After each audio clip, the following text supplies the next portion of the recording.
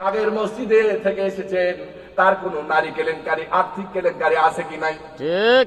ইমাম সাহেব বিয়ে করেছিলেন প্রেম করে নাকি স্বাভাবিক পারিবারিক ভাবে? কথা না ঠিক। এইভাবে ইমাম সাহেবের চারিত্রিক সমস্ত দিকটাকে অনুবীক্ষণ যন্ত্র দিয়ে দেখি, অথচ ওই ইমাম সাহেবের কোন কর্তৃত্ব নেতৃত্ব সমাজে প্রতিষ্ঠিত নাই। ঠিক। যে ইমাম সাহেবের কর্তৃত্ব নেতৃত্ব সমাজে প্রতিষ্ঠিত নাই, সেই ইমাম নিয়োগ দেওয়ার সময় অনুবীক্ষণ যন্ত্র দিয়ে দেখি।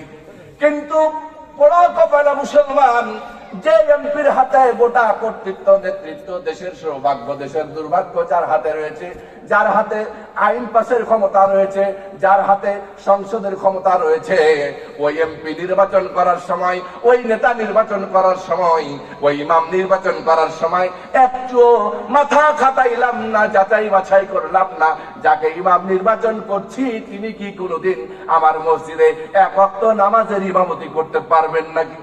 ঠিক। তিনি কি সুদখোর? তিনি কি ঘুষখোর? তার বউ কি পর্দা করে? তার হাতে যদি আমি দেশের আমানত তুলে দেই, দায়িত্ব দেই আমানতের, সেই ইমাম সে আমানতের বোঝা, সে আমানতের খেয়ানত করবে নাকি, কিংবা আমানতের আমানতদারিতা রক্ষা করবে নাকি, একটু তো যাচাই বাছাই করি না। কথা বলেন ঠিক কিনা? ঠিক।